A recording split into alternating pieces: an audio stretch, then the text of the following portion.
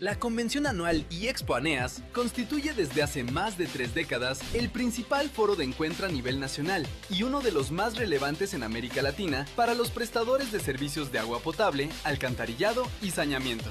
El evento ofrecerá un programa técnico de primer nivel, con conferencias magistrales, cursos especializados, paneles estratégicos, talleres prácticos y una exposición comercial con las tecnologías más avanzadas del sector. Contaremos con eventos sociales y culturales diseñados para fortalecer redes de colaboración y generar vínculos duraderos. Sumemos esfuerzos para crear juntos soluciones que generen impacto, impulsen el cambio y aseguren el acceso al agua para las generaciones futuras.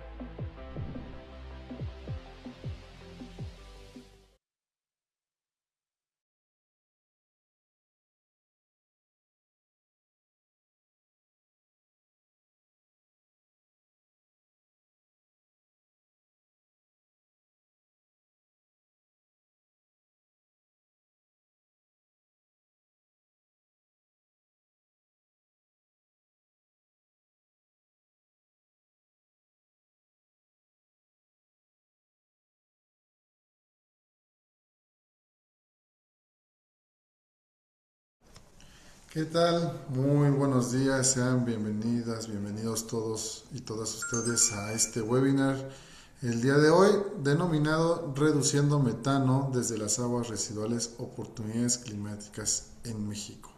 Y bueno, el día de hoy tenemos dos grandes expertas en el tema que nos hablarán muy puntualmente de este tema, de las aguas residuales, de todo lo que tenemos directamente para poder llevar a cabo esta actividad. Y me gustaría presentar a nuestras ponentes del día de hoy. Primero orden pongo a Paulina Cárdenas, quien es ingeniera biotecnóloga del Instituto Politécnico Nacional, institución donde también obtuvo los grados de maestra y doctorado en ciencia de bioprocesos. Su formación académica y trayectoria de investigación se ha enfocado en la evaluación de emisiones de gases de efecto invernadero, GEI. Cuenta con experiencia en la Administración Pública Federal, donde colaboró en temas relacionados con la cuantificación de emisiones nacionales de GEI, el diseño y evaluación de políticas climáticas y ambientales, así como la elaboración de reportes oficiales de México ante la Convención Marco de las Naciones Unidas sobre el Cambio Climático. Y de igual forma quiero presentar a Anaid Velasco, quien es licenciada en Derecho por la Universidad de las Américas y maestra en Derecho con especialidad en Comercio Exterior por la UNAM, con más de 20 años de experiencia en investigación y aplicación de derechos ambientales y climáticos desde una perspectiva intersectorial y de derecho humano. Actualmente es gerente de investigación y política pública en el Centro Mexicano de Derechos Ambientales, CEMDA, y miembro de diversas comisiones de la Unión Internacional para la Convención de la Naturaleza, Conservación de la Naturaleza. Muchísimas gracias por acompañarnos el día de hoy. Es una breve introducción, sus semblanzas son un poco más extensas, pero si no nos vamos a comer mucho tiempo del webinar y sería muy interesante escucharlas. Si alguno de ustedes tuviera alguna pregunta, con mucho gusto la podemos revisar en la parte de abajo donde dice preguntas y respuestas. Ustedes las escriben y les estaremos leyendo al término de la plática de cada una de las participaciones para que puedan, pues obviamente directamente puedan los tres participantes contestar sus preguntas, ¿no? Paulina, Anaid, muchísimas gracias. Les dejo el micrófono y pues el escenario es todo suyo. Muchísimas gracias, Mario, por la presentación y por la invitación a este espacio. Muchas gracias también a los asistentes a esta sesión. Me tomo la palabra justo para comenzar con el tema, para no tardarnos y que nos alcance el tiempo. Permítanme, voy a compartir mi pantalla y solo déjenme ponerla en ahí. Listo, listo. Pues muchas gracias nuevamente. Yo les voy a dar una introducción general el tema del día de hoy justo es reduciendo metano desde las aguas residuales, pero ¿qué tiene que ver metano, cambio climático, porque es una oportunidad justo para combatir el cambio climático? Entonces, bueno, comencemos con un contexto breve sobre cambio climático. Ya desafortunadamente ya no es un secreto, ya se tiene bien documentado, hay evidencia científica documentada desde hace varias décadas que los gases de efecto invernadero son los que han causado el cambio climático. En estas dos imágenes, en la primera si pueden ver, les vamos a compartir el material con mucho gusto, una medición que se ha hecho a través de el permafrost, o sea, el hielo ártico, y se pudo determinar justo qué concentraciones había de CO2, este gas de efecto invernadero más con mayor presencia en la atmósfera, y las concentraciones no superaban las 300 partes por millón en la atmósfera. Y después, justo de que empieza toda esta industrialización, la revolución industrial, el consumo de combustibles fósiles, es que empiezan a aumentar estas emisiones a la atmósfera, ¿no? Entonces ya hoy en día se han alcanzado casi hasta 450 partes por millón en la atmósfera. Entonces se atribuye justo que estos efectos están directamente relacionados con la emisión de gases de efecto invernadero. ¿Cuáles son estos efectos? Pues son sequías, por el contrario, lluvias muy intensas, huracanes, desplazamientos, una gran diversidad de impactos negativos, en su mayoría, pues para todo el planeta.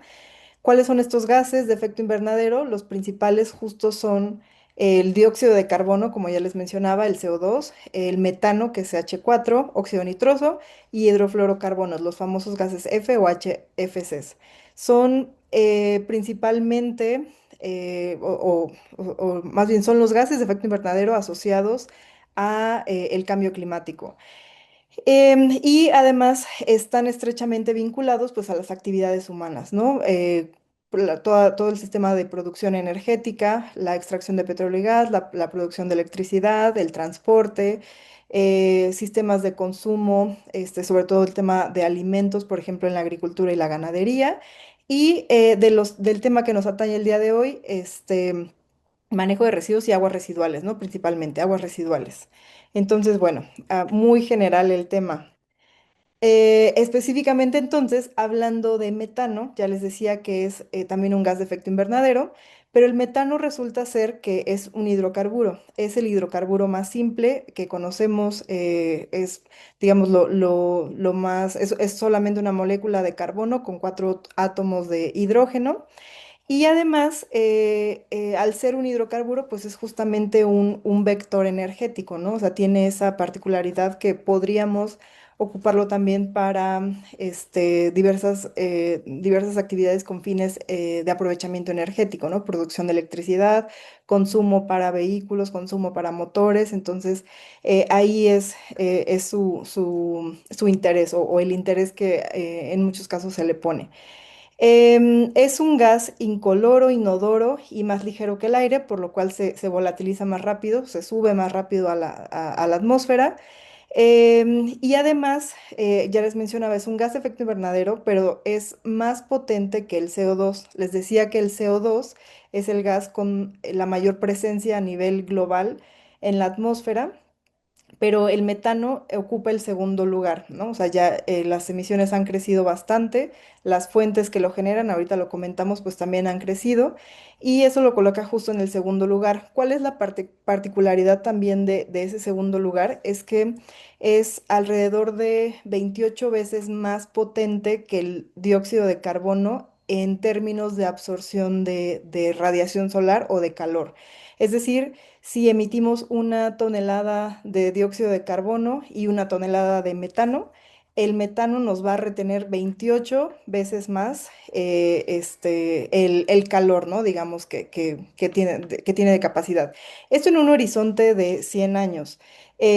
Otra particularidad del metano es que es un contaminante de vida corta, es decir, se puede, o sea, no se queda en la atmósfera tanto tiempo, como les decía, es más ligero que el aire, entonces se puede volatilizar más rápido, a diferencia del dióxido de carbono. El dióxido de carbono se queda aquí en la Tierra cuando se emite, digamos, varias décadas, hasta 100 años. Entonces, por ejemplo, lo que estamos viviendo hoy en día, ese calentamiento o esa retención de calor por dióxido de carbono, puede ser esa emisión que se dio hace varias décadas, ¿no? A principios, por ejemplo, de los 1900. Estamos observando ahora los impactos de esa retención de calor, ¿no? Hoy en día. Y el metano, por ejemplo, se volatiliza 20 años más o menos, por lo que el reducirlo nos podría dar una desaceleración de los impactos negativos del cambio climático. Es decir, si hoy reducimos las emisiones de metano, en un mediano plazo podríamos estar viendo ya que esos impactos que estamos hoy sintiendo pues se verían disminuidos, ¿no? Pero bueno, es una de las generalidades del metano. Ya les decía, constituye cerca del 17% de las emisiones mundiales, o sea, sí es importante la actividad, las actividades que lo generan. Y bueno, ya les había comentado justo como de la permanencia en la atmósfera, ¿no?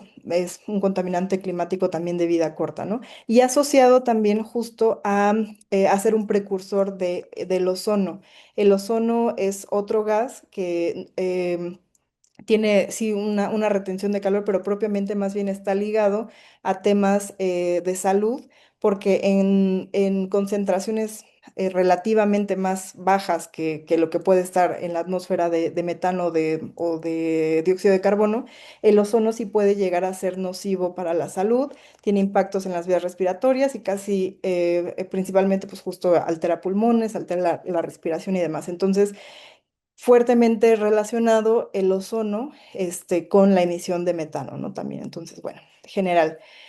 Les decía que entonces las emisiones de metano han crecido hoy en día bastante, casi se han triplicado en el periodo, o sea, de la era preindustrial a la fecha, a alrededor de 10.000 millones de toneladas de CO2 equivalente. CO2 equivalente nada más como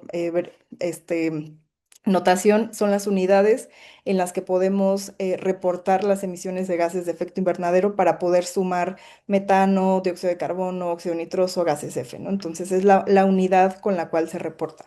Pero bueno, entonces, 10.000 millones de toneladas anuales, más o menos, o en el último cálculo que se tuvo, de metano, solamente de metano. Eso equivale más o menos a las emisiones de un poquito más de Estados Unidos, ¿no? Estados Unidos tiene 7.000 millones de toneladas de CO2 de todos sus gases, y el metano, digamos, a nivel mundial es 10.000 millones más o menos. Y México, pues anda por ahí también en la lista. Ocupa el lugar doceavo en emisiones o en países que mayormente emiten metano. De hecho, México es uno de los países que emite la mayor cantidad de gases de efecto invernadero. No se compara obviamente ni con Estados Unidos, ni con China, ni con la India, que son los primeros tres lugares, pero México sí está, o sí ha estado ya por más de unas décadas. En los primeros 15 lugares, ¿no? Entonces, en términos de metano específicamente, pues estamos en el lugar doceavo. Específicamente, pues, cuánto emitimos a nivel nacional y cuánto es esa comparación a nivel global, ¿no? O sea, México, de acuerdo a su Inventario Nacional de Emisiones de Gases de Efecto Invernadero, que lo publica el Instituto Nacional de Ecología y Cambio Climático, reportó que México emitió 783 millones de toneladas de todos sus gases de efecto invernadero. Esto representa el 1.5, 1.6% más o menos a nivel global. Entonces dirán, pues es que México no emite nada, ¿no? Si China, Estados Unidos y la India emiten casi la mitad de las emisiones, pues las emisiones de México pues no se comparan, ¿no? Y efectivamente puede ser que sea muy poco si nos comparamos con esos grandes emisores. Sin embargo, pues México está ahí en los primeros lugares. No se compara con esos países, pero tampoco nos comparamos con un Costa Rica, Paraguay, que sus emisiones son el 0.01% a nivel global, ¿no? Entonces, bueno. Entonces, de esas emisiones nacionales, em, el 66%, como pueden ver en la gráfica de PAI, es dióxido de carbono, o sea, es el principal gas tanto a nivel nacional como a nivel mundial. El metano ya es el 24% y los otros gases, pues el resto, ¿no? El 5 y el 4%. Dentro de las emisiones de metano de este 24% que representa alrededor de 188 millones de toneladas de CO2 equivalente, el principal emisor pues es la ganadería, o sea, toda esta actividad metabólica que tiene el ganado bovino es la principal fuente en ganadería. En residuos están el tratamiento y eliminación de aguas residuales y la disposición final de residuos sólidos. Y petróleo y gas, el 11%, que es actividades de toda la cadena del sector petróleo y gas, ¿no? Extracción, producción, distribución, etcétera. Y bueno, entonces, ¿qué tiene que ver las aguas residuales? ¿Por qué están contabilizadas ahí en el inventario? Pues sí, efectivamente, las aguas residuales, el tratamiento y el no tratamiento de las aguas residuales genera metano. Aquí les pongo un esquemita de justo más o menos en dónde se genera el metano. Son las bolitas, rositas que ven por ahí. Em, ¿En qué partes, digamos, de las aguas residuales se están generando? Y cabe resaltar aquí que el metano en sí se genera por la degradación de la materia orgánica en condiciones anaerobias. Entonces, es de esperarse, por ejemplo, que cuando disponemos residuos en sitios de disposición final, los enterramos, les estamos quitando el oxígeno y ahí pues está contenida materia orgánica, ¿no? Todos los residuos alimenticios, residuos de podas, etcétera, en la parte sólida. Y en las aguas residuales pasa lo mismo. No estamos enterrando las aguas, pero sí estamos vertiendo cantidades importantes de materia orgánica en las aguas residuales municipales e industriales. Municipales pues son todos los residuos sanitarios, algunos restos de comida también que se van por el desagüe, pues conforman esa parte orgánica o esa carga orgánica de las aguas municipales. Y en las aguas industriales, pues todos los sectores de alimentos, los sectores, por ejemplo, el papelero, tienen ahí por ahí carga de celulosa, en fin, grandes cantidades de materia orgánica pues son vertidas en las aguas residuales y depende del sistema con el cual sea recolectado y tratado, va a depender justo como esa emisión, ¿no? Cuando hablamos de algún tratamiento, donde le podemos suministrar oxígeno, o sea, una aireación, un tratamiento aeróbico, esa generación de metano se verá pues más disminuida.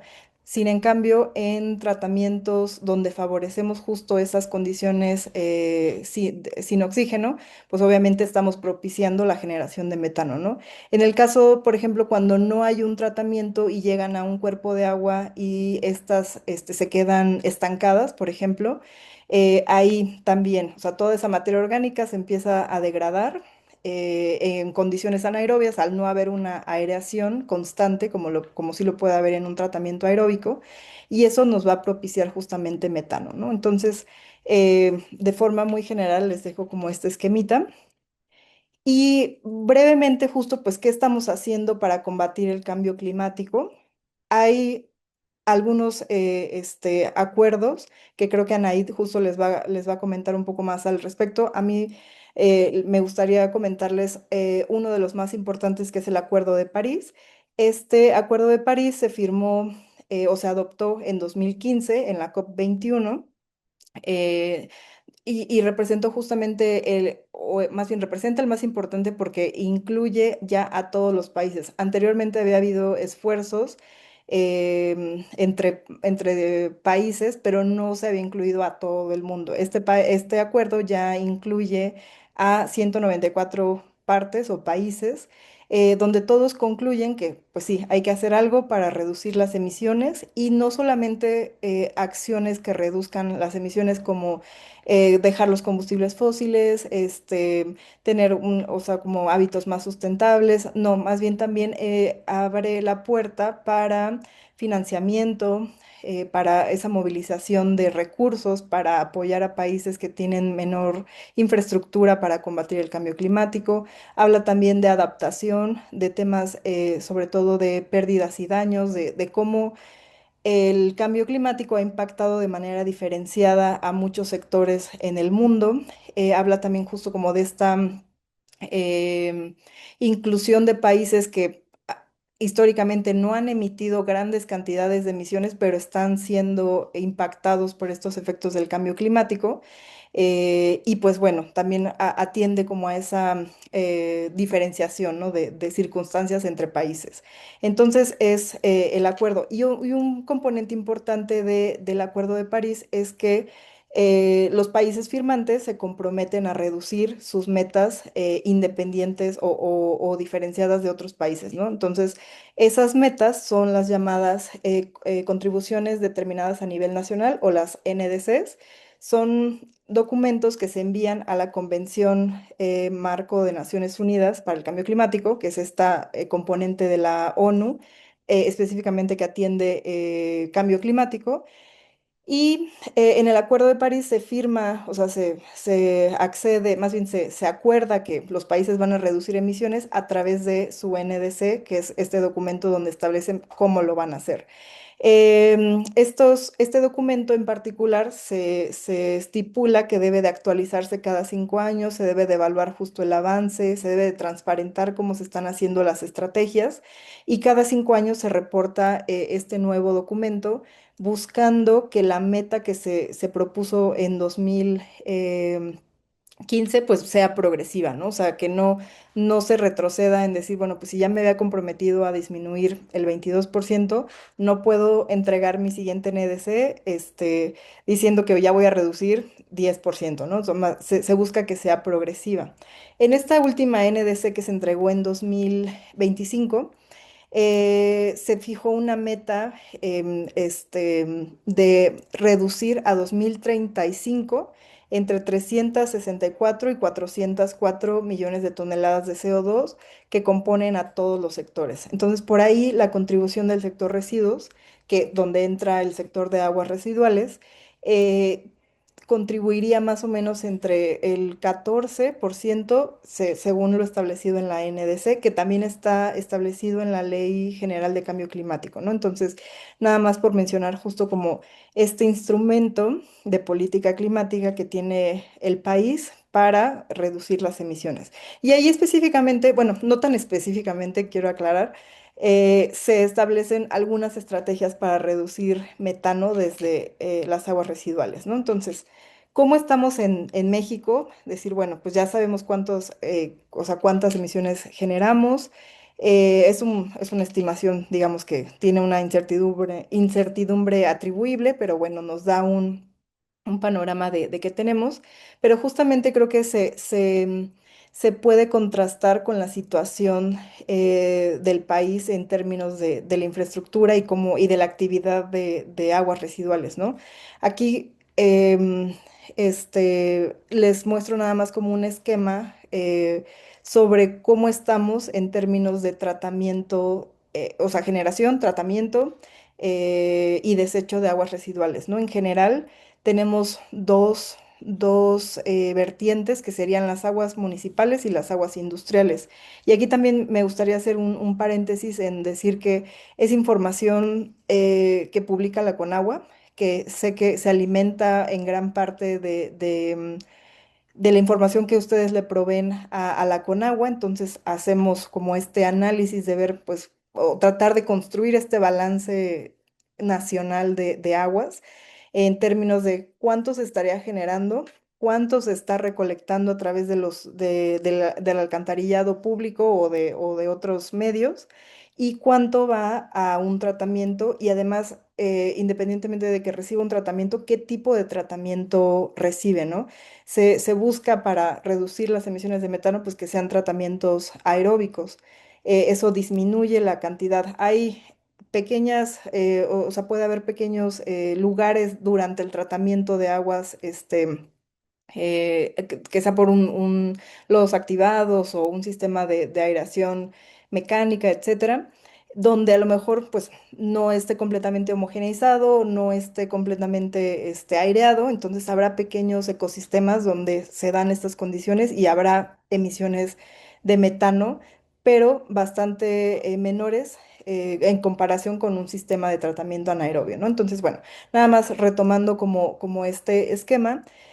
De las casi, o sea, de 227 metros por segundo que se generan de aguas industriales y de las 279 metros cúbicos igual por segundo que se generan, aproximadamente el 39% ya después de pasar por un sistema de recolección o no, solamente se estarían tratando el 39%. Entonces ahí no es una falta quizás de tratamiento, pues porque las plantas están, o sea, las que están operando, pues están tratando el agua. Sin embargo, hay fugas, o sea, hay pérdidas de lo que se está generando porque no está llegando a los sistemas de tratamiento, ¿no? Y una vez también que llega al sistema de tratamiento, pues sabemos también lo complicado que puede ser el mantener la operación de una planta, sobre todo por los altos costos energéticos, ¿no? Una planta de tratamiento aerobio.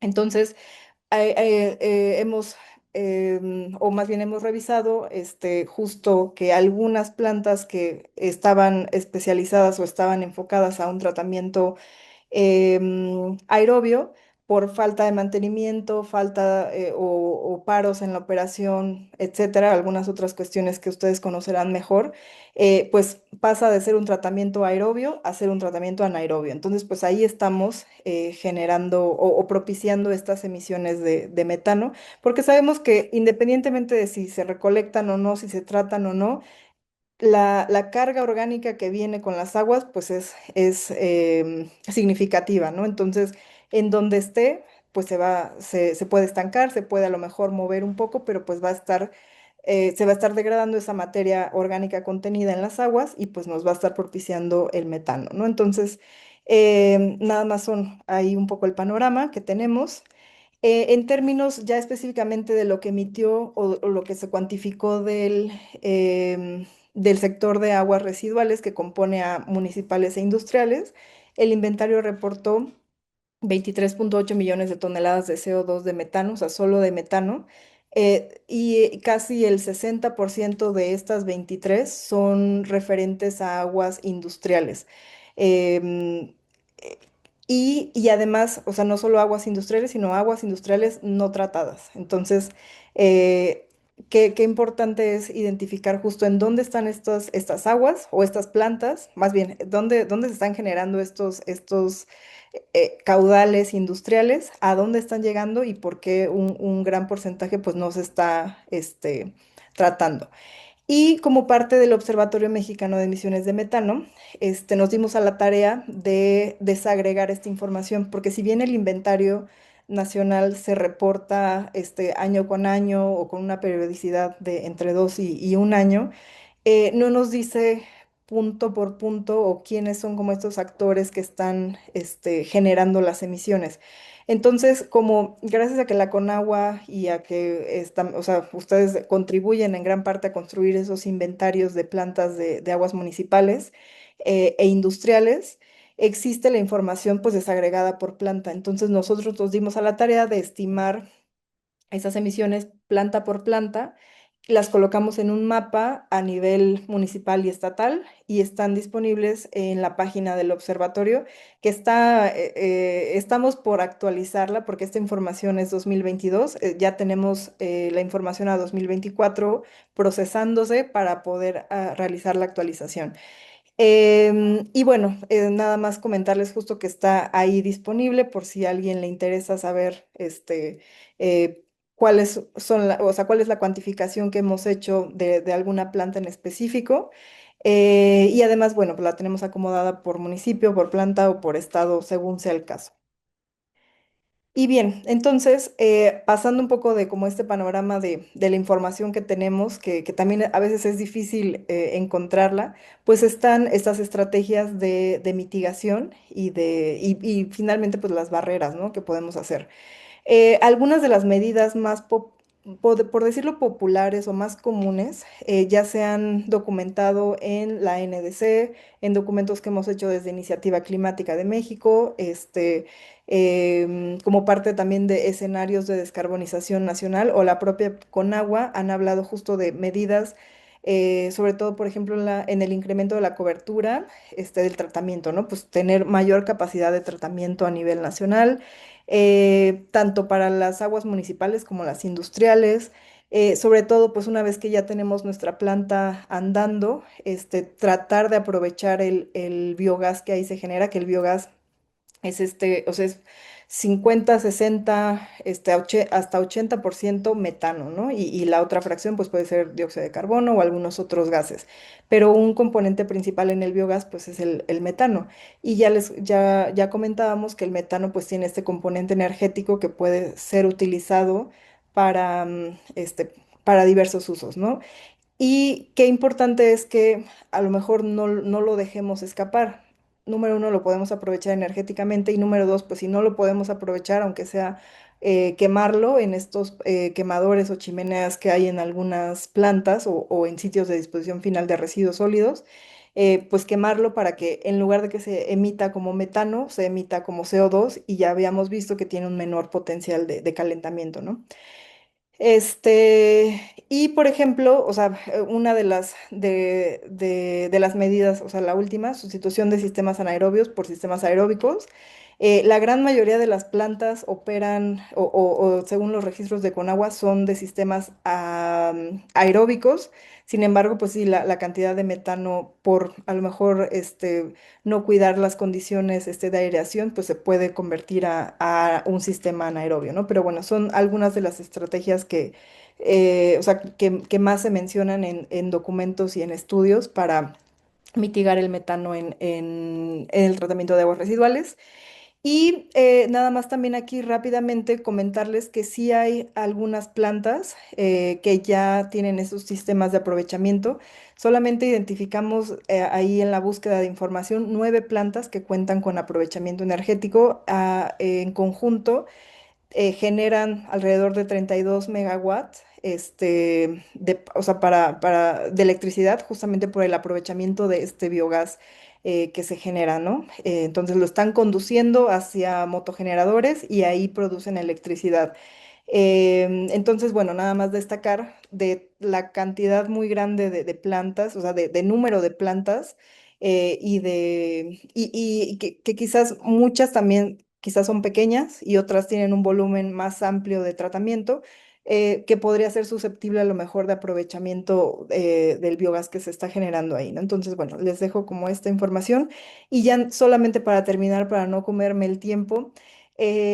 Barreras, o sea, barreras hay un montón, eso sí, también lo tenemos bien documentado en algunos estudios. Desde el financiamiento, o sea, sabemos lo caro que puede ser operar una planta por el consumo energético y por todos los costos asociados a la operación. También, por ejemplo, en temas regulatorios, porque a veces no se combinan una condición para producir biogás y aprovecharlo para producir electricidad, ¿no? Entonces, bueno, ahí hay como cierta este, barrera, ¿no? Pues para poder establecer un proyecto de este tipo. Se necesita la infraestructura, capacidades técnicas también para poder operar a lo mejor estos nuevos sistemas. Coordinación también a lo mejor en niveles, en los diferentes niveles de gobierno, muy importante esa coordinación municipal, los operadores de la misma planta, con la federación, pues a veces no está tan estrecho ese vínculo y puede ser una limitante. Pero bueno, también les dejo esta información y con mucho gusto ahorita pasamos a las preguntas si hay más preguntas. Muchas gracias. Y déjenme quito mi presentación para darle la palabra a Naid.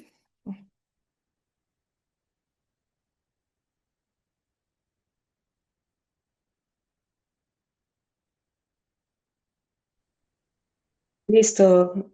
Pues muchas gracias, Paulina, y muchas gracias, María, también por darnos este espacio y sobre todo, bueno, por ustedes que están acompañándonos esta mañana. Em, pues ya Paulina adelantó algunos de los compromisos por los cuales es importante para México reducir metano, no solo por los impactos o los beneficios que puede traer, bueno, los impactos genera y los beneficios que puede traer su reducción, sino porque también estos compromisos al final del día fueron plasmados como obligaciones jurídicas, ¿no? Y esto es importante, en primer lugar, pues sí, para todas aquellas personas que tienen funciones de autoridad, ¿no? Que son como la primera línea de sujetos obligados para cumplir con ellas, pero también, digamos, pues actores privados que tengan en este caso funciones por ejemplo, prestar el servicio de agua potable, en este caso de saneamiento, que conlleva el tratamiento, etcétera, ¿no? Entonces, haciendo nada más como un pantallazo de cómo, ay, ya se dejó de compartir, ¿verdad? De cómo se ve esta, No, sí se ¿sí ve. se sigue viendo? Ah, ok. De cómo se ve esta línea del tiempo, no es una línea de tiempo exhaustiva, es nada más como para darnos una idea que en realidad hay mucho detrás de esta reducción de emisiones de metano del sector residuos, dentro del cual está aguas residuales, y pues en realidad se remonta a los años 90, cuando pues nuestro país firma y después ratifica la Convención Marco de Naciones Unidas sobre el Cambio Climático, que también ya Paulina adelantaba, se enfoca en temas de adaptación, es decir, reducir nuestra vulnerabilidad ante los impactos del cambio climático, pero también un pilar muy importante de mitigación, el cual tiene que ver con la reducción de estos gases de efecto invernadero, que también ya señalaba Paulina, el metano, pues se considera el segundo gas de efecto invernadero más importante, tanto por sus impactos como por la cantidad que estamos emitiendo. En 1997 se firma el Protocolo de Kioto, el cual establece ya metas específicas de los estados parte, incluido México, para reducir emisiones de gases de efecto invernadero.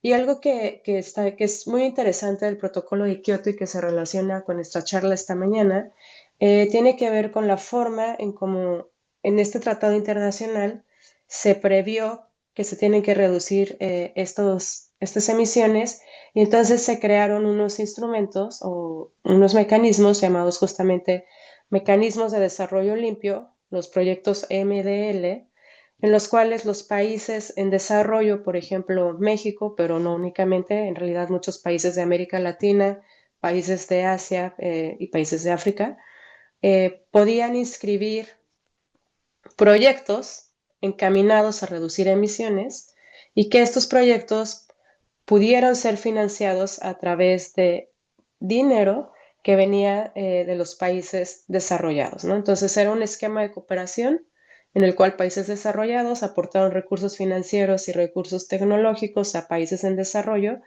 y con esto se iban cumpliendo las metas de reducción de emisiones. Dentro de los que inscribió México, por ejemplo, justamente hay, si nosotros nos metemos ahí en Google y ponemos proyectos MDL de México, vamos a ver un catálogo interesante, y dentro de los que México inscribió, por ejemplo, hay uno relacionado con tratamiento de aguas residuales. Entonces, se supone que ya desde los años 90 han habido intentos oficiales por parte de nuestro gobierno para reducir estas emisiones que vienen de gases, estas emisiones de gases de efecto invernadero de aguas residuales. Viene también, por ejemplo, la captura de biogás. En este caso era más enfocado a biogás de rellenos sanitarios, no necesariamente de las aguas residuales. Pero bueno, con esto lo que quiero transmitir es que pues hay antecedentes y hay esfuerzos y hay un caminito de cómo también acceder a este financiamiento, que también ya mencionaba Paulina, es una de las grandes barreras que se han identificado para reducir las emisiones. Hacemos un salto en el tiempo. En 2012 México tiene su primera Ley General de Cambio Climático. México fue uno de los primeros países, no en nuestra región, sino en el mundo, de tener una ley de cambio climático después de Reino Unido. Y nuestra ley también contiene acciones muy específicas de mitigación, de reducción de emisiones, de tratamiento de aguas residuales, atendiendo a las diferentes competencias, tanto de la federación como de los estados, pero sobre todo en este caso de los municipios, respecto a qué acciones de mitigación se tendrían que estar llevando a cabo para llegar a estas metas. Y al final del día, pues lograr los objetivos de no tener este aumento en la temperatura global. Pasamos a 2015, se firma el Acuerdo de París, que también ya Paulina nos adelantó, me parece lo más esencial. Entonces, de ahí lo único que quiero destacar son estos instrumentos de la contribución determinada a nivel nacional que México ha hecho, pues formalmente 3. La primera en 2015, en la cual desde aquel año pues también ya se planteaban metas y acciones específicas para aumentar el tratamiento de aguas residuales como una de las medidas de mitigación de gases de efecto invernadero. A nivel internacional, México en 2021 firma un compromiso que se llama el Compromiso Global de Metano, en el cual igual tiene un componente muy importante de reducción de emisiones de metano. Y aunque este no es un compromiso vinculante, es decir, no es un compromiso que obligue necesariamente a nuestro país a reducir estas emisiones, de este esfuerzo internacional se han generado muchos mecanismos financieros, pues con miras a llegar a esta reducción. ¿Y por qué?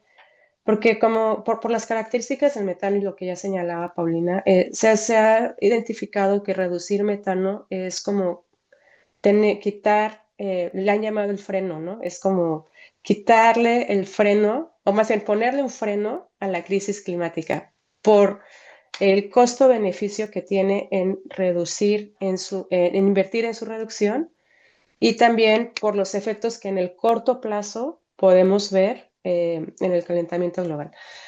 En el 2022 tenemos una actualización de la NDC que se retoman estas metas de reducción de emisiones. En 2024, otra vez a nivel internacional, México junto a otros países suscriben una declaración sobre reducción de metano y residuos.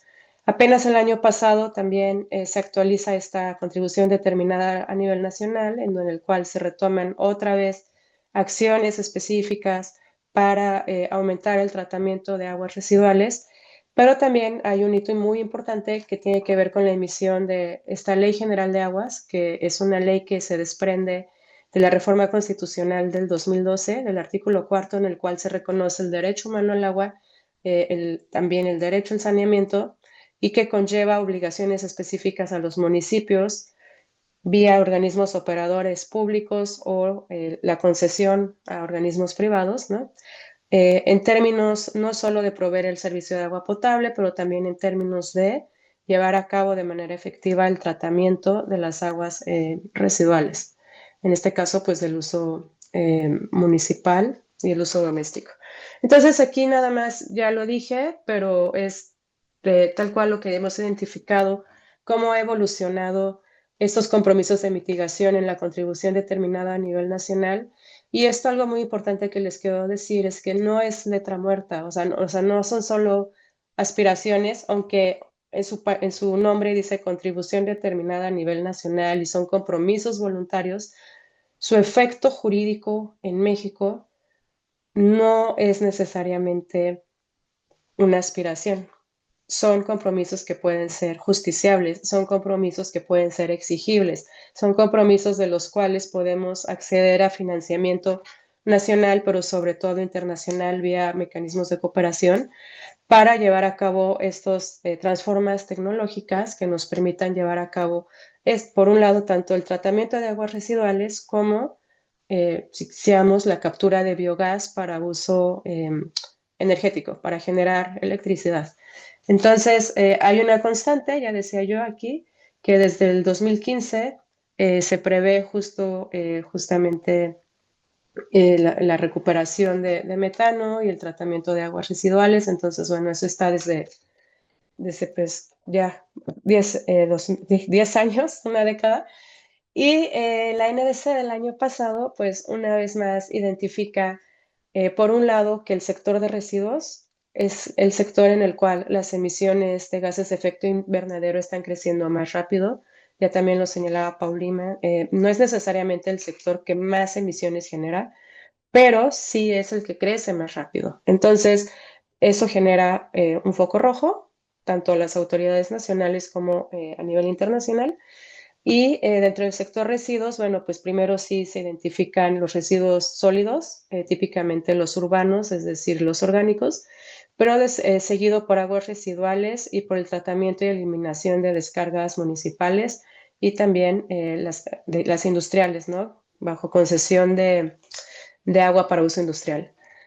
Eh, en alineación con este diagnóstico, pues la NDC de manera específica establece, ahora sí, mucho más desglosada que hace una década, acciones muy particulares en términos de reducción de emisiones y entonces, por ejemplo, México se comprometió ante la comunidad internacional y que por lo tanto debe cumplir a nivel interno a desarrollar programas de apoyo y capacitación para autoridades municipales con el fin de capturar y aprovechar biogás generado en las plantas de tratamiento, fomentar y publicar la ampliación de la cobertura del tratamiento, sobre todo atendiendo a este déficit histórico que también ya nos compartía Paulina, fomentar la captura y aprovechamiento de biogás y van a introducir la optimización de procesos para reducir emisiones de nitrógeno en plantas de tratamiento, ¿no? Entonces, de estas 4 acciones, en teoría, cuando México las pone, y no solo en teoría, o sea, en realidad así es, cuando México las plasma en este instrumento,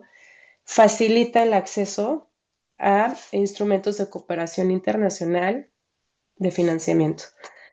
Y lo que sucede en la Ley General de Aguas es que de manera muy específica detalla obligaciones que ya teníamos previstas en la Constitución, en el artículo cuarto, pero sobre todo en el artículo 115, en el cual se establece pues cuáles son las obligaciones de estos municipios en materia de derecho humano al agua para consumo personal y doméstico, ¿no? Entonces, por acá podemos observar que el primero, pues es sí, garantizar estos servicios públicos de agua potable, drenaje, alcantarillado, tratamiento y disposición.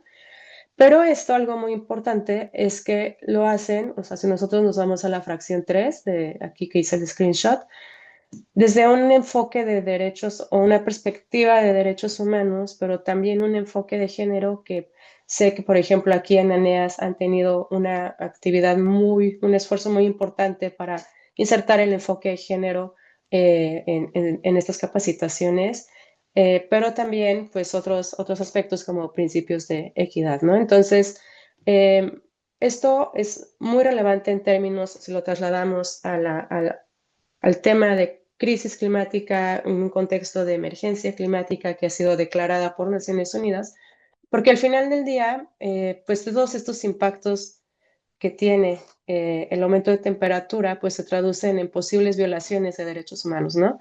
Violaciones tanto, por ejemplo, el derecho humano al agua, el derecho a la vivienda, el derecho humano a la salud, el propio derecho humano al medio ambiente sano.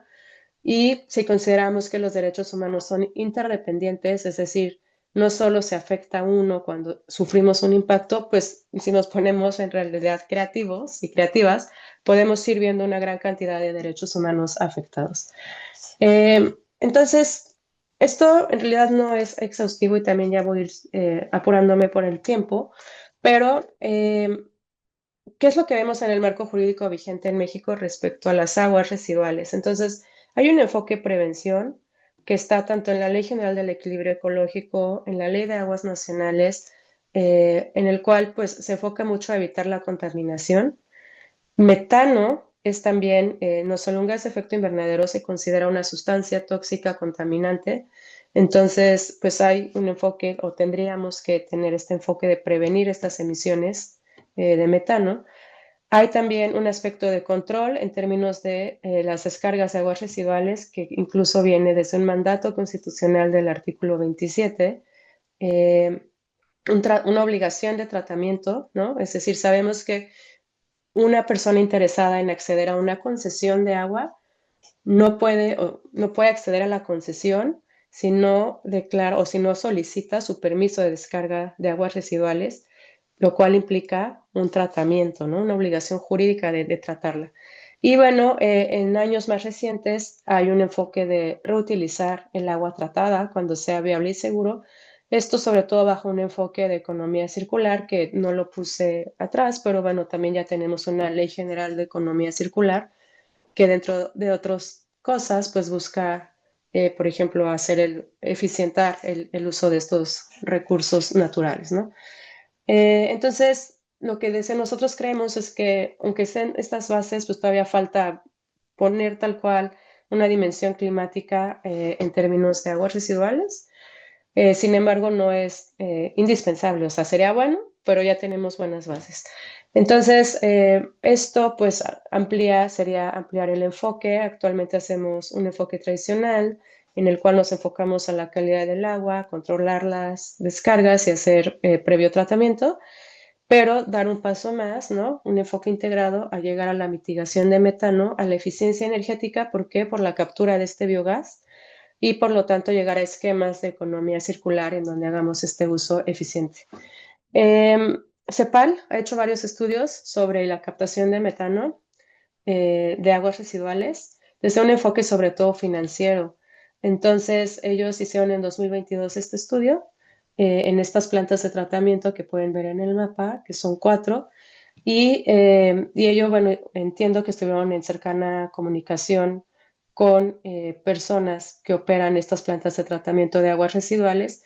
Y entonces ellos, por ejemplo, acá caracterizaron, ¿no? De cuál es la capacidad instalada de estas plantas de tratamiento, cuáles son los parámetros químicos que tienen de concentración y tal. Estas los voy a pasar rápido por el tiempo y poder contestar algunas preguntas. Pero bueno, aquí identifican el potencial del metano potencialmente emisible, ¿no? Hasta acá en el total en metros cúbicos. Y esto, bueno, tiene por lo tanto un potencial energético, ¿no? ¿Cuánto biogás estaríamos capturando?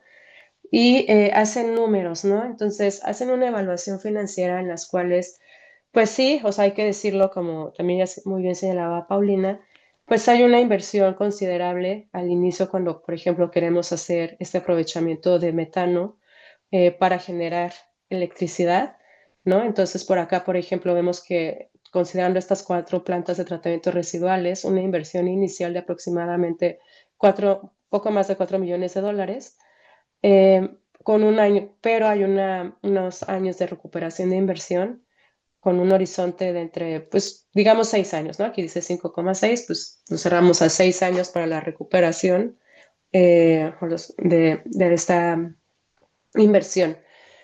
Sin embargo, bueno, pues en términos de inversiones financieras, pues esto se considera que no es, digamos, algo imposible, porque si bien existen estas brechas en el financiamiento, pues también hay una tendencia a que ha ido aumentando, ¿no? Por acá, estas gráficas de la OCDE, que se quedan al año 2023, pero esto es a nivel mundial, establece cómo este financiamiento climático ha aumentado y sobre todo en la parte de mitigación, si vemos la segunda gráfica, pues digamos en 2021, por aquí aumenta de 2020 a 2021 y ha seguido incrementando para acceder a estos recursos. Ciertamente persiste un reto también de cómo podemos fortalecer nuestras capacidades técnicas para acceder a estos financiamientos, porque muchas de las convocatorias y de los formatos incluso para que se tienen que llenar para ponerte a concursar en estos mecanismos,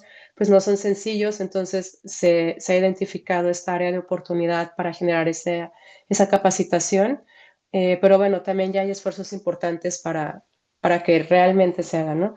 Entonces, pues ya tenemos piezas, ¿no? Tenemos compromisos climáticos, tenemos un marco jurídico del agua y de derechos humanos, tenemos un enfoque de economía circular que si bien, o sea, que es reciente, y tenemos pues las plantas de tratamiento y ahí el financiamiento pues que está, nada más hay que aprender a acceder a él, ¿no? Entonces, con esto cerrar diciendo que estas aguas residuales pues pueden ser parte del problema climático, pero también puede ser parte de la solución con algunas de estas medidas. Y algo que también ya señalaba Paulina, estos son datos duros que identificó el Programa de Naciones Unidas para el Medio Ambiente al año 2021 a nivel mundial. Entonces, reducir 45% de emisiones de metano generadas por actividades humanas podría generar beneficios, este tipo de beneficios al año, ¿no? Entonces, por ejemplo, 260,000 muertes prematuras evitadas, esto por su relación con la calidad del aire, que ya también señalaba muy bien Paulina. $73.000 millones de horas de trabajo perdidas, por ejemplo, se pueden ahorrar por calor extremo. Igual, mucho ahorro en visitas médicas relacionadas con asma, lo cual aquí ya no lo ponen, pero genera una carga financiera en términos de salud pública, ¿no? Etcétera, etcétera. Entonces, ahí lo voy a dejar y pues muchas gracias por su tiempo esta mañana.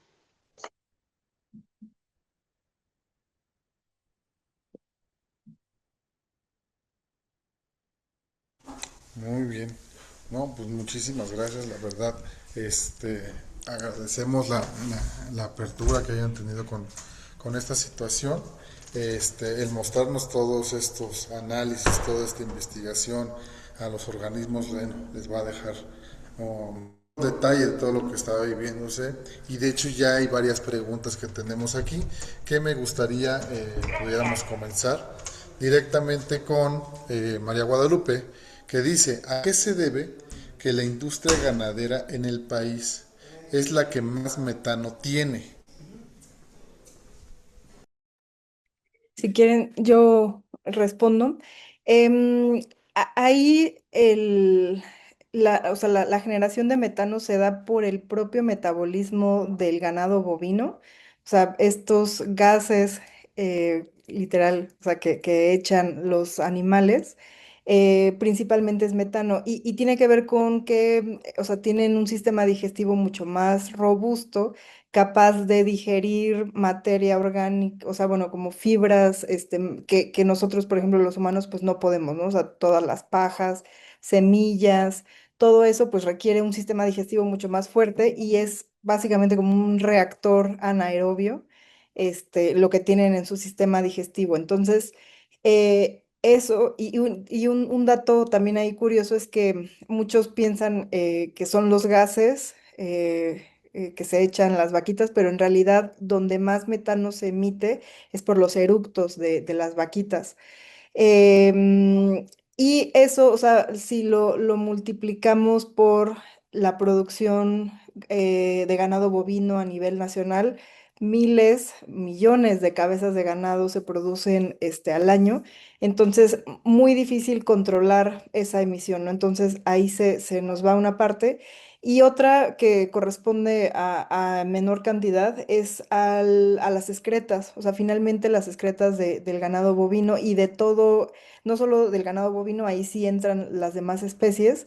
em, no hay, o sea, habrá granjas que tienen un sistema de tratamiento, una recolección, los mandan a digestores anaerobios o algún tipo de tratamiento, pero la gran mayoría se quedan a lo mejor ahí estancados, se quedan apilados y es finalmente materia orgánica que se empieza a degradar, de forma natural y al paso del tiempo se crean las condiciones para generar metano, ¿no? Si se estuvieran paleando o como una tipo composta, a lo mejor no habría tanta emisión de metano, pero una de las actividades principales en el tratamiento de excretas, pues es más bien dejarlas ahí o disponerlas en una corriente de agua, un río, un cuerpo de agua, ¿no? Entonces, eso es lo que propicia la gran cantidad de emisiones en el sector ganadero, o sea, una parte del metabolismo entérico de las vacas y otro es el tratamiento de las excretas de todas las especies productivas. Perfecto, muchísimas gracias. Gustavo Caballero comenta: ¿en qué se aprovecha el biogás y cómo podemos obtener el mayor provecho de ello, ¿no? Si quieren, igual yo contesto. El biogás se aprovecha, o sea, como el gas natural. Aquí lo que se busca es, o sea, se emite el biogás, ¿no? Que es este gas que se genera en el tratamiento de aguas residuales. No es puramente metano. Les decía que el biogás tiene, dependiendo el tipo de tratamiento, por ejemplo, en rellenos sanitarios, la composición del biogás teórica o lo que se maneja más comúnmente es 50% metano, 50% o 49% CO2 y otros gases. Pero, por ejemplo, en aguas residuales, sobre todo en tratamientos anaerobios, la concentración de metano en el biogás puede ser más alta, puede ser de 80, puede ser de 70% metano. Entonces, al ser metano, o al ser una composición ampliamente en metano, pues es como si estuviéramos utilizando gas natural o un gas natural menos enriquecido, con menor contenido energético. Entonces se utiliza directamente, o sea, se podría utilizar directamente en algún motor a gas, para producir electricidad, en estufas, motores de la industria. Hay ahora ya también o sea, como el aprovechamiento, o sea, como esta limpieza del biogás que le llaman, o una purificación del biogás para tener más bien un volumen de gas, con mayor contenido de metano, ¿no? Y es ahora lo que se conoce como el biometano. Entonces, ¿qué hacemos? Limpiamos el biogás, le quitamos ese CO2 y otros gases, nos queda mayoritariamente metano y ahora sí se parece mucho más al gas natural, ¿no? O el gas fósil que conocemos. Ujú. Muy bien, muchísimas gracias. Mencionan aquí en cuanto a las plantas de tratamiento que aprovechan el metano, está incluida la de Atotonilco, que tratan cerca de 25 metros cúbicos por segundo. Sí, sí es una de las plantas que se tienen cuantificadas, sobre todo porque pues es la más grande, ¿no? Es la más grande no solo de México, sino de América Latina, entonces sí está identificada ahí. Ajá, es la de Hidalgo, ujú, justamente. Y bueno, ya siguiendo con esta parte de las plantas, ¿sabemos cuántas plantas son las que se tienen identificadas y en dónde y cómo cómo la podrían identificar cada uno de los estados? Sí, em, de las plantas municipales, la información la obtuvimos del inventario de plantas potabilizadoras y plantas de tratamiento, de la Conagua, y ellos proporcionan la información del nombre de la planta, la ubicación en el estado y la ubicación en el municipio. No tenemos la referencia geográfica, o sea, como las coordenadas, pero en el mapa tenemos nada más identificado la ubicación a nivel municipal. Entonces es como un poco replicar la información de Conagua, ponerla, digamos, en un mapa, pero además, obviamente, procesar esa información para decir, bueno, de esta planta, de las condiciones en las que opera, el tipo de tratamiento que reporta, pues tendría tantas emisiones. Entonces, es como lo tenemos conformado, por ejemplo, en los mapas del observatorio. Y Anaid. Ujú. Sí, súper rápido. Y nada más mencionarles, o sea, que esta publicación de CEPAL justo se enfoca a estas plantas y hace estas proyecciones, pero también hay una calculadora de emisiones de metano de CEPAL que viene de aguas residuales. Les voy a poner el link por aquí en el chat, pero ya hay también apenas, creo que fue el año pasado, sacaron una calculadora que justo está este potencial, dependiendo de la capacidad, etcétera. Entonces también pueden por ahí jugar con esta aplicación. Muy bien, muchísimas gracias. Y bueno, de igual forma, mencionarnos un poco de cómo se podría adaptar una planta de tratamiento de aguas residuales que pueda trabajar con el tratamiento de metano. Eso cómo pueden llegar a ser. Em, o sea, es un poco complicado, porque finalmente se debe de contar se debe de contar con una infraestructura para la captura. Es decir, tratar de que si son tanques abiertos de tratamiento, pues sean cerrados para que el gas que se va generando pueda ser conducido a través de esos canales o de esos ductos hacia otro tanque de almacenamiento y ahí ya poder aprovecharlo directamente. Entonces, para empezar, o sea, normalmente son sistemas cerrados para evitar que escape el gas. O sea, puede estar, o más bien está inmerso en el agua, o sea, está ¿cómo diluido en el agua, pero después se va volatilizando, se va separando. y se emite, digamos, directamente en el aire.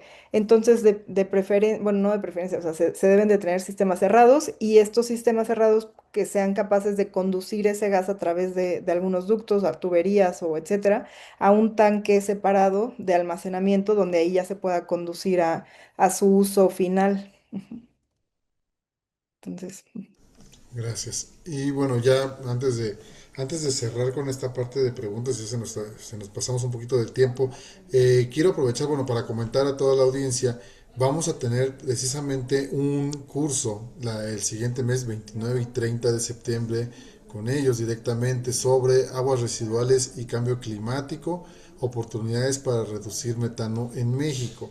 Para que quienes estén interesados, con mucho gusto les podemos mandar el link de registro para que puedan participar en este curso, la información de lo que es el curso y demás, para que puedan participar. Entonces, pues podamos resolver varias de las dudas también que se tengan directamente dentro del curso y puedan aplicarlas directamente para sus plantas. Y bueno, ya nada más para cerrar con esta última pregunta, ¿cuáles serían las consecuencias y cómo dimensionamos las repercusiones en el país de este tema?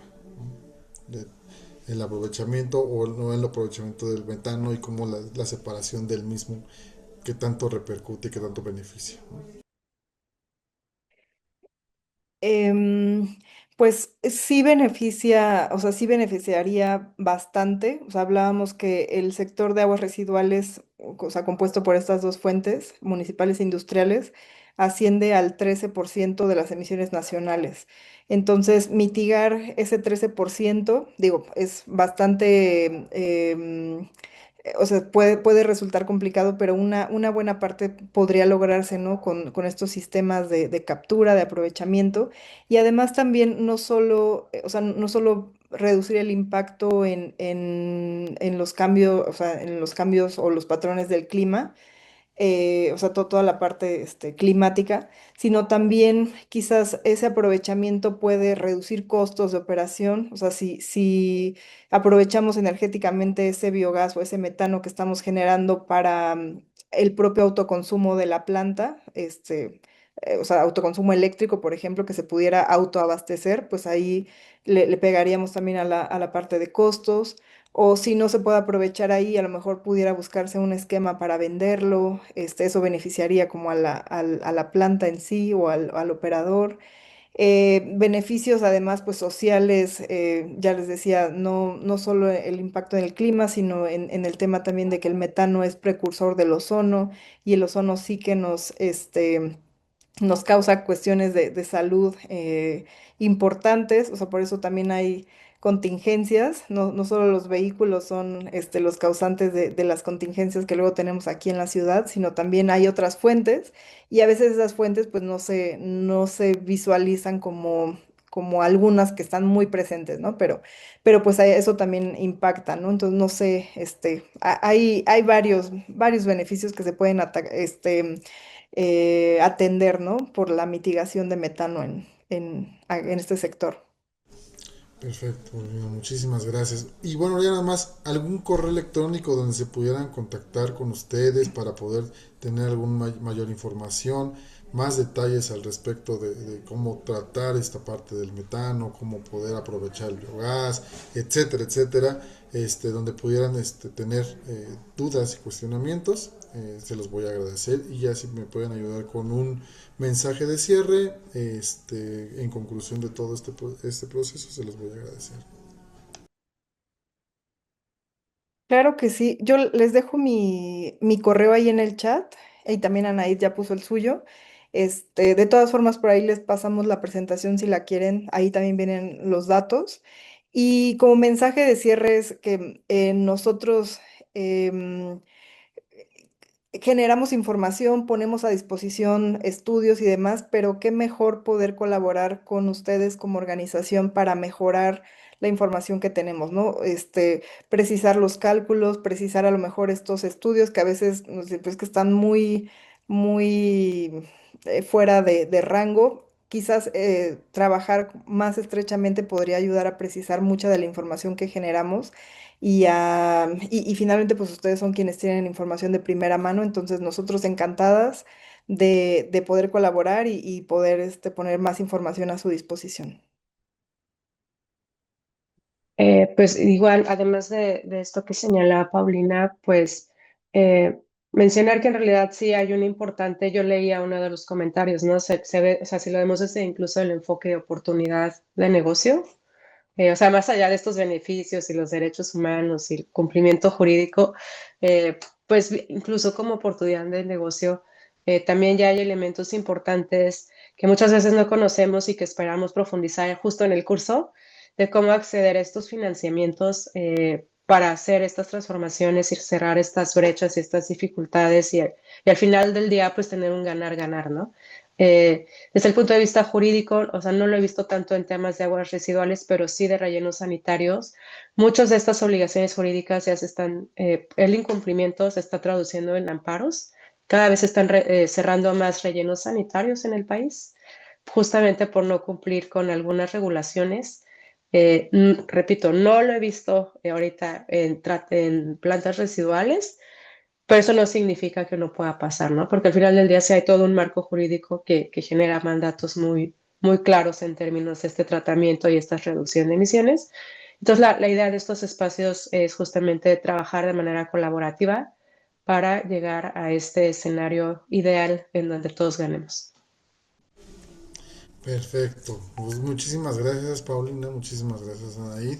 Y bueno, a nombre del ingeniero José Lara Luna, presidente del Consejo Directivo de la NES, les agradecemos la participación a ustedes como ponentes y a todas ustedes como escuchantes y oyentes de este webinar. Los esperamos próximamente en nuestras siguientes actividades y quien esté interesado de nueva cuenta en mencionarles en participar en el próximo curso que vamos a tener directamente con ellos, pues nos pueden escribir un correíto, un mensajito y con mucho gusto les damos toda la información. Que tengan una muy buena tarde. Muchas gracias, gracias Mario y Hasta Muchas luego. Paulina, gracias. Gracias a compañeros. todos. Hasta luego.